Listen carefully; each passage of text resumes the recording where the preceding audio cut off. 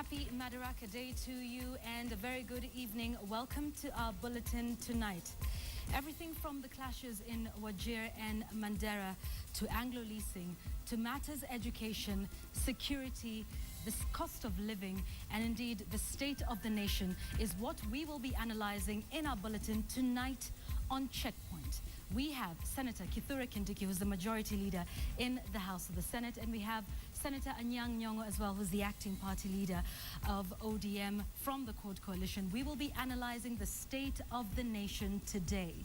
National dialogue and everything, the interpretations and the misinterpretations of that will be discussed and hopefully clarified in our discussion tonight.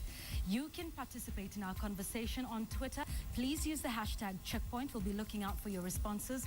On SMS, the number is 22155 on this first day of June when we celebrate 51 years of self-rule.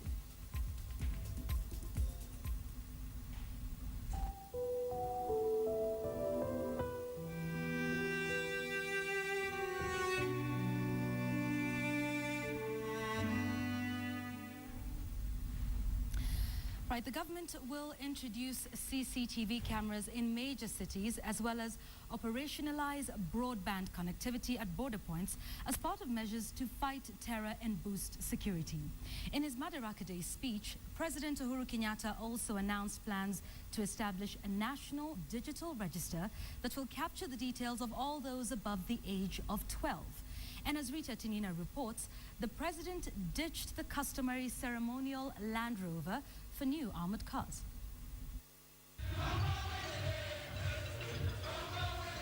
The 51st Madaraka Day celebrations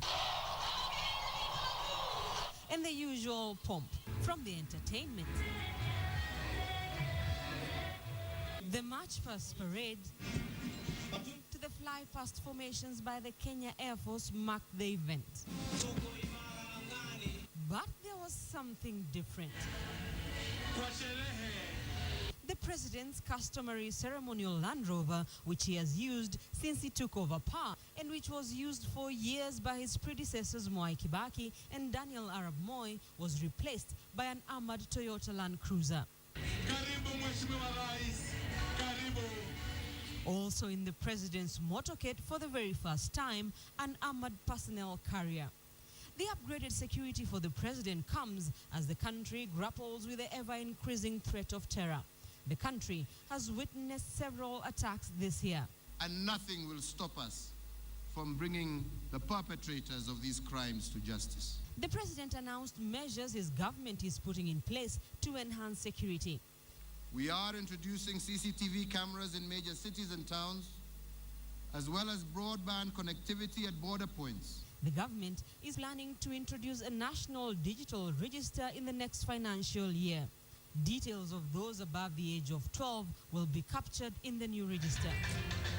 In his Madaraka Day speech, the president outlined his government's achievements since he took over power just over a year ago, including the building of dams, establishment of the Galana irrigation scheme, provision of free maternal health care in public hospitals, to provision of subsidized fertilizer. We attained a GDP growth of 4.7%, and when we meet at next year's celebration, I expect to report even better performance. The president says the government will in the next financial year increase by 20% and 30% the allocation set aside for free primary and secondary education. The extra money means that within 3 years, we will have truly free primary and secondary education, achieving an aspiration as old as our republic. The government will also set up a fund to pay for the treatment of Kenyans with rare medical conditions, as well as avail 3 billion shillings for leasing out medical equipment. This will mean that every county will have access to that fund to bring equipment where it is most needed in our nation. Just over half a century later, strides have been made, but the country is largely still grappling with the same challenges it faced the year it attained internal self-rule. The second year into the Jubilee administration, and Uhuru Kenyatta's government will increasingly come under pressure to deliver on its pledges. Rita Tinina, KTN Nairobi. The court coalition may just get their request for a national dialogue on Sabasaba Day with the government. President Uhuru Kenyatta says there is room to discuss the country's development, but warned that his government will not be intimidated. Ashamwelu reports now on the opposition's revival of the Sabasaba agenda.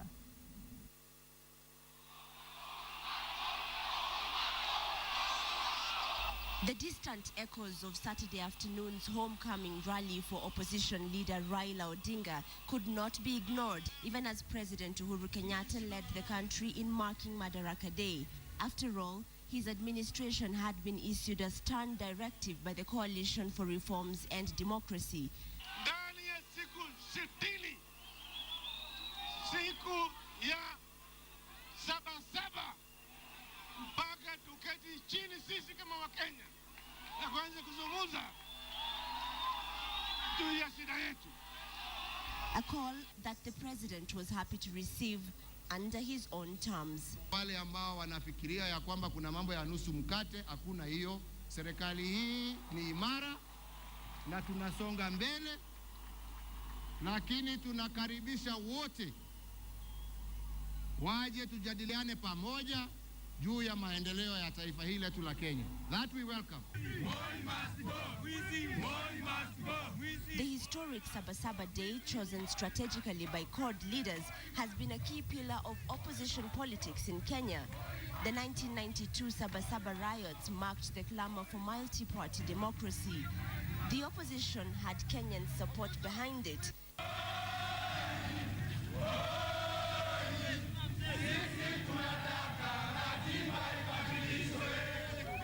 By 1997, Sabasaba was the anchor of the reform. By 1997, Sabasaba was the anchor of the reform agenda, with opposition leaders using the day to campaign for a new constitution. Until you succeed. We tried in 92, we tried in 97, having these meetings.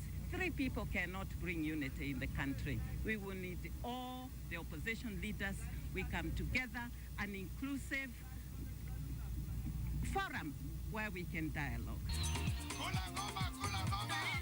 Yet again, the Sabasaba stage is now slowly taking shape.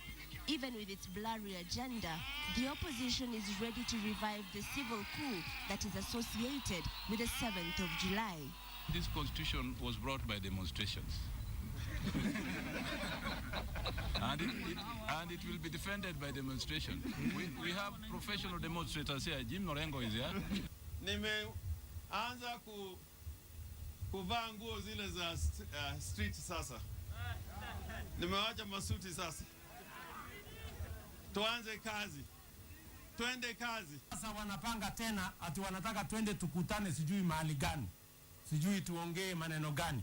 Ati tutengeneze serikali ingine ya makelele ya watu yote. Hiyo hapana wezekana. Kama mtu uko na maneno, peleka maneno bunge. So Sabasaba, if it was me, would have been declared a national holiday. Sabasaba, I think that's a very good initial stage of where we think we should be able to be united as a country, whether you are in opposition or whether you are in the government. Sasa tunataka hiyo dialogue ifanyike ili wasikizane. Jubilee iseme mahali unasikia uchungu ili wasaidiwa. Mdomo yao ndio ngumu, hawataki kusema ati wanafinywa na wapi. Despite the conflicting opinions, the date appears set. National dialogue on the 7th of July, Sabasaba Day. But will the nostalgia of the Sabasaba reform agenda win the opposition the political clout that it desperately needs?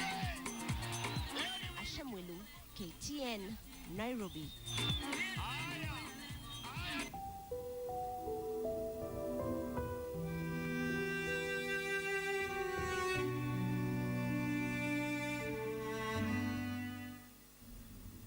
51 years of self-rule and analyzing the state of the nation is what we will be discussing on Checkpoint in just a short while from now. Please do send us your thoughts, your views on which way Kenya is headed on Checkpoint. Use the hashtag Checkpoint rather on Twitter. On SMS, the number is 22155. We'll be getting to that discussion in just a moment. But let's take you to Wajir now, and at least 18 people confirmed dead near the Wajir Mandera Thousands have fled for fear of reprisal attacks. The clashes started as attacks by the Digodia clan members to avenge the death of 2 people allegedly killed by members of the rival Gare clan. After heavy fighting, the attackers are said to have retreated and had started the journey back home before they themselves were pursued by their rivals. My colleague Ian Wafula has been in the area and now reports on the humanitarian situation in Wajir County. Occasional gunshots fill the air as police try to disperse a section of youth in the area to prevent them from torching houses and looting businesses. A number of them get arrested. A child is left nursing injury from a stray bullet. The clashes, said to be as a result of a border dispute, has affected hundreds of families from both communities. 1.5 hours out of Wajir is a little town by the name Tarabaj. It is situated a few kilometers from Gunana village, where gunmen stormed and killed the 12.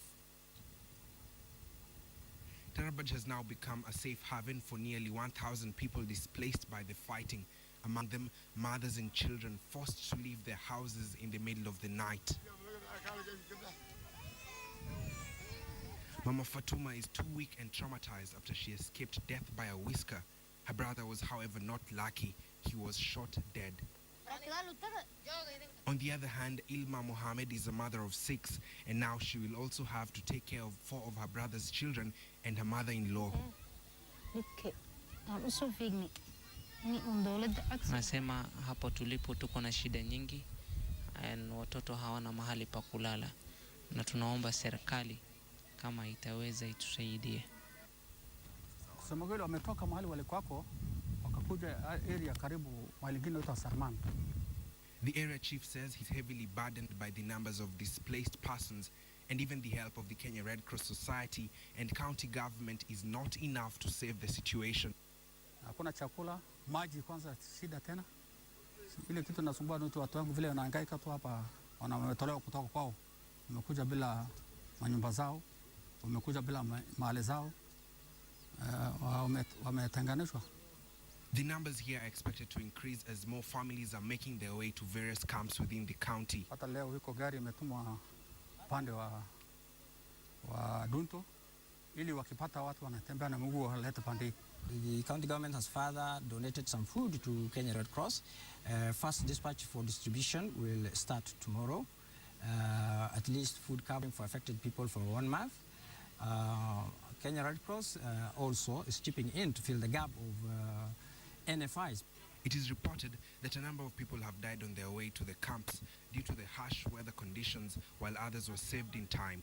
Baby Anissa here is 10 months old, and her mother says she's suffering from diarrhea. And this t-shirt is the only thing they were able to save while they were running away from home. Anissa is just among the many children here who are going through such a tough time. It is barely 24 hours since the burial of the 12 people who were killed at the height of the clashes, and it remains unclear if and how this crisis will be resolved. Ian Wafula, KTN. Turkana County has for a long time relied on food aid, but hopes to get rid of this reliance by making use of water that was discovered a few months ago. Although water is yet to be utilized at the Lotikipi Plains, 4 boreholes have been dug at Napu in Lodwar. KTN's Mercy Kandia reports on the state of water discovery in Turkana County. Life is flowing in Turkana County, that which the residents of Napu village could only dream of, they are now able to see, touch, and most importantly, consume. Sisi nasema thank you very much. Ambaye maji nakuja kwetu, sisi nafurahi. Mimi nasimama hapa kama ni mama clean. 4 boreholes have been drilled about a kilometer from Lodwar town, powered by solar panel system. The water is aimed at ensuring that the region is food secure. We drive to the Lotikipi Plains, about 40 kilometers from Lokichogio town. Lotikipi, loosely translated to mean the land of many waters. However, the place where water was discovered over 6 months ago is still in the same state. What the government then said would take 1 month for distribution. More than 20 kraals, that's almost 100,000 or so, people and livestock were just moving around here, just wishing this water was out. So we need this water to give our people water to drink first and foremost. The Jubilee government, however, insists that its priority is to make the county and the country food and water secure. The national government also put aside programs and funding for investigation of additional water resources, not only in Turkana County, but also in Marsabit and other parts of this country. Learning from successful projects like the Omo Yata project through tapping of rainwater for irrigation and literally growing out of food aid. The possibility of this great Turkana being water secure and food secure is not very far. It's a possibility that can be realized within the shortest time. Turkana County hopes to get these lessons, especially those already trying their hand in farming, like Natira village, being taught on harvesting runoff water during rainy seasons using water pans, the end result being a region that can firmly raise its head, stand out not for the negatives, but the hope of a food-secure region. Now the issue is we plan around it and ensure that it helps the people of Turkana. As water gushes out of this borehole, residents hope that in the same powerful manner will their drought problems end. It is this very precious commodity water that the residents of Turkana County have been waiting for a very long time. The national government, the county government, working together with stakeholders, are now working to realize that the county is water and food secure for social, economic development. Marcy Kandia, KTN, Napu Village, Turkana County. From Turkana, let's take you to Homa Bay, where more than 300 families in that county are at risk of displacement as a result of one of the worst cases of soil erosion, a creeping menace that has ravaged their land for the last half-century.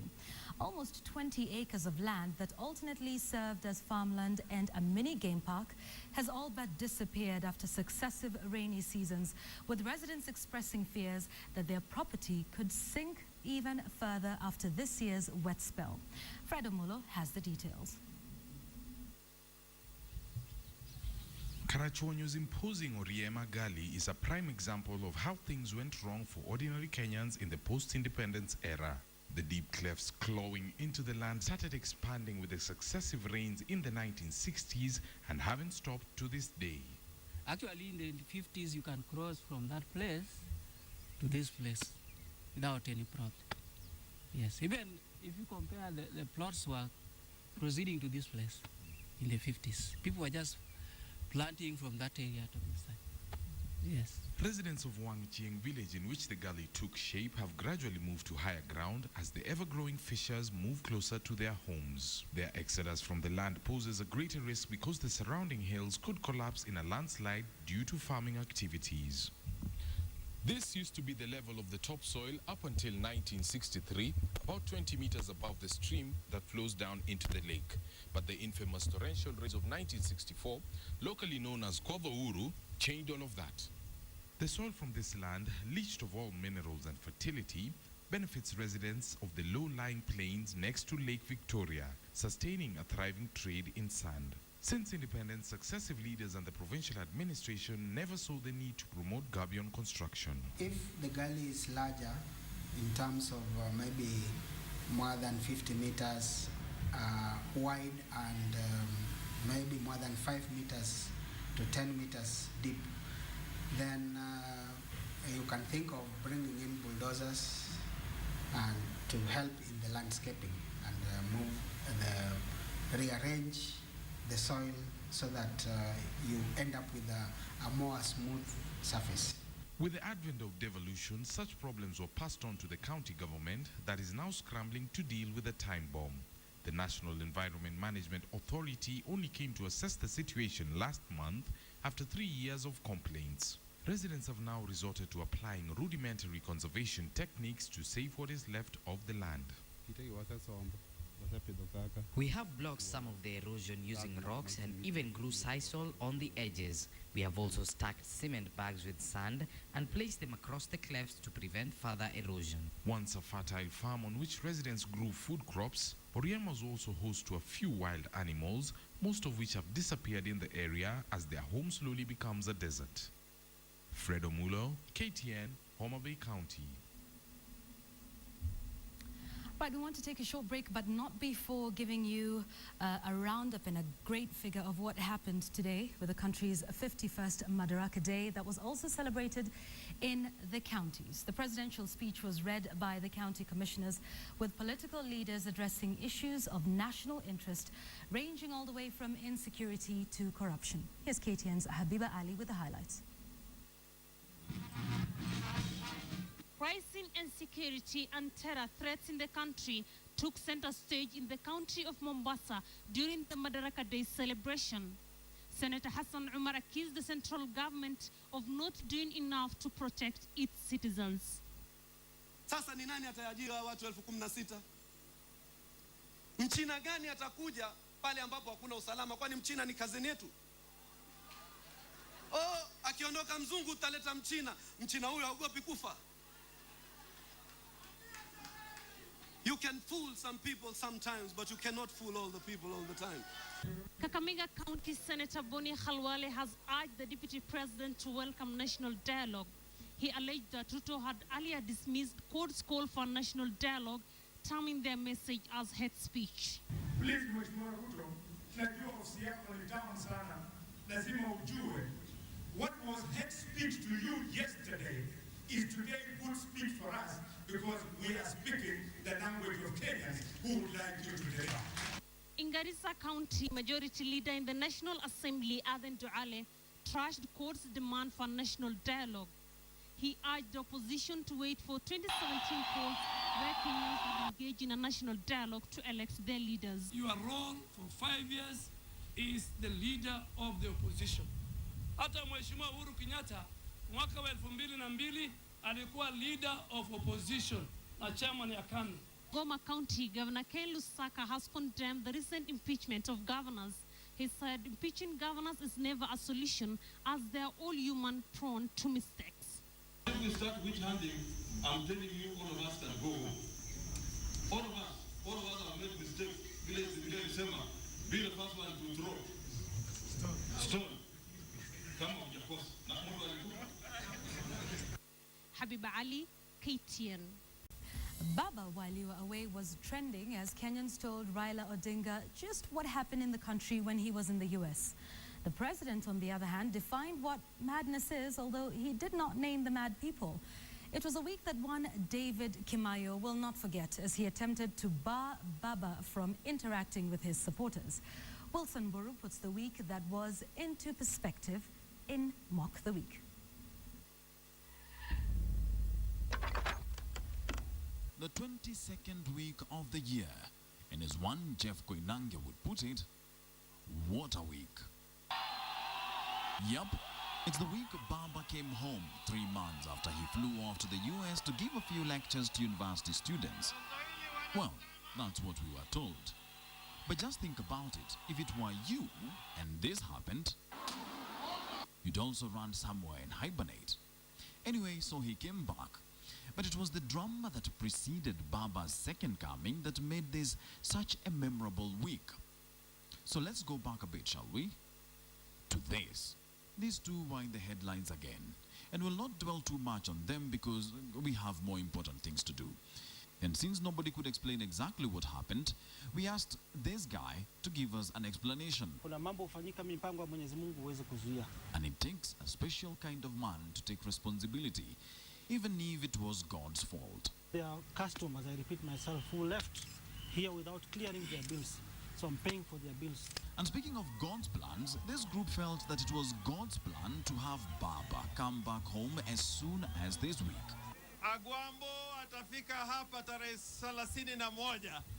But they were to soon realize that God does not make plans in this side of town. He also has to consult. We have called off all political rallies and gatherings. Oh, the gloves were coming off for this one. Nobody was going to interrupt Baba's welcome party. These are paper tigers. They cannot stand the might of the people. In short, what they were telling Kimayo is,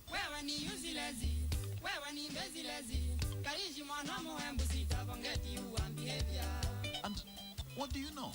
It worked. The ban was lifted. Oh, what happiness. But there were conditions. It is not a political rally as such. It is a public rally. Meanwhile, as police ran scared for being threatened, President Uhuru Kenyatta defined what madness is.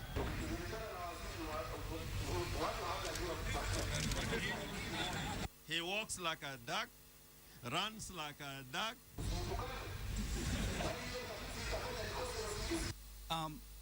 This looks like a shouting match to me. Doesn't it to you? You know, it looks like a shouting match between one guy who's calling the other guy, who is his shouting match partner, mad. Which begs the question, who's mad here? To get that answer, let us pray. Almighty God, give us heaven and powers. And prayers were offered. But a good prayer session is incomplete without some good old singing. And I asked the president whether he can sing for us a song, the one he learned in Sunday school. Oh boy. Blessed assurance, Jesus is mine. Good Lord. Look at Judge Ian's reaction.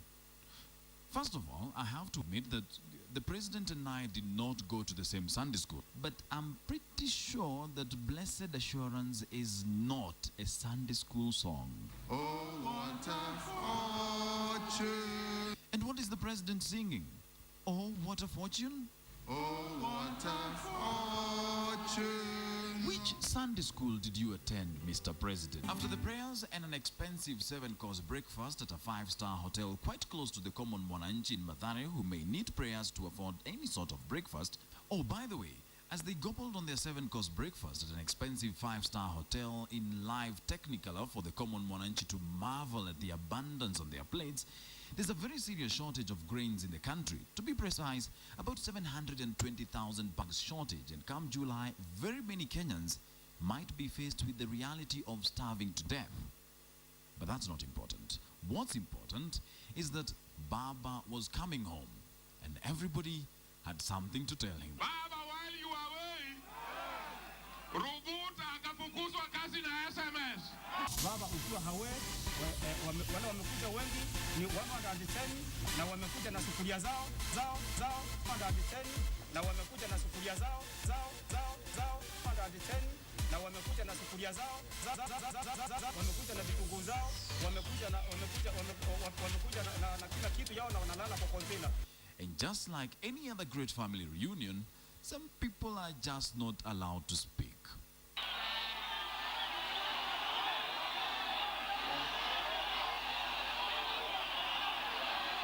In their defense, they had really not stood in the scorching sun for hours to listen to this guy. He rose to speak, and he had a serious agenda list. Agenda number 1. Tendawili, Mgema akisifiwa sana kufanya nini? Agenda number 2. Niliongea na Uhuru Kenyatta. Nilimwambia mimi naenda nje kwa muda mrefu. Nitakuwa balozi wa Kenya kule nje. This was never going to be a political rally. You know why? Because this guy and this guy and this guy are not politicians. And there was not going to be any politics spoken of at that rally. Siku ya Sabasaba mpaka tuketi chini sisi kama Wakenya na kuanza kuzungumza juu ya shida yetu. And just like that, after waiting for over 6 hours in the scorching sun, it was over in about 10 minutes. At the end of the day, this guy was left wondering whether his definition of a political rally really made any sense. Call it egg in the face. Wilson Buru for KTN's Mock the Week.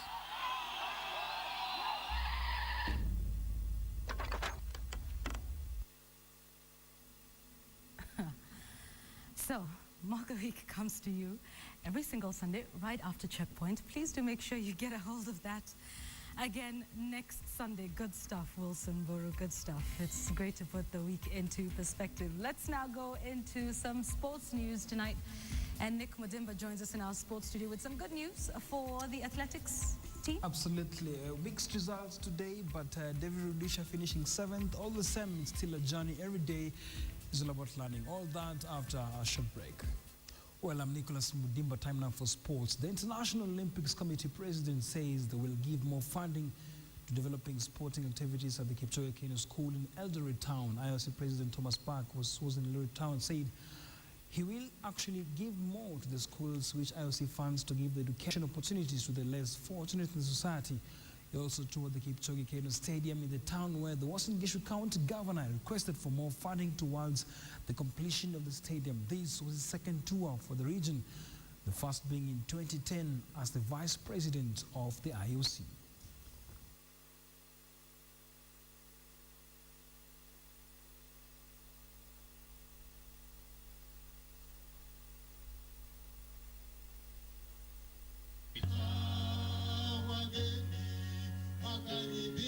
The stature of the name and the stadia that knows go very well.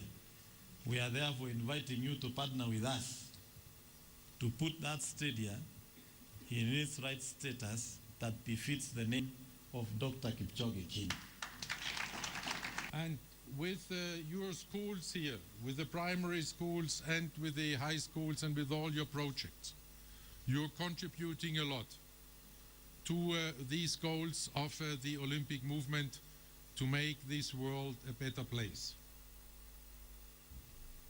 The Kitui Rugby Sevens attracted few of the teams from the top flight rugby here in the country, with more than 5 local rugby clubs benefiting from the exposure and experience from the big boys. An overall of 16 teams attended the Kitui Sevens rugby tournament that bullied off yesterday with the 2-day tournament held at Itokwe Grounds in Kitui Town. It was being played by Homeboys, Brambis, KMTC, Miro, Kisumu, Stormers, MKU, Makueni, Dombi, Aviators, Seku, Faru, Eschumba and Kiambu. As expected, the experienced sides took advantage of the might to teach the young boys some rugby. The star-studded Faru side, comprising top players from Strathmore University, Impala, Queens, carried the day courtesy of the speed, skill, force and exposure to edge out all the opponents. Faru took on Homeboys in the final match, beating the top flight side 24-12 to clinch a $500,000 prize.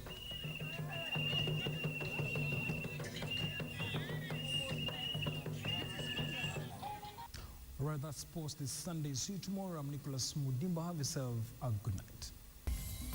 We appreciate your feedback on the show today and on Checkpoint. One tweet, Kevin Osido Esquire, say, Kenya isn't under scramble and petition like Africa was in the 18th century. Cord and Jubilee must realize that Kenya is greater and better.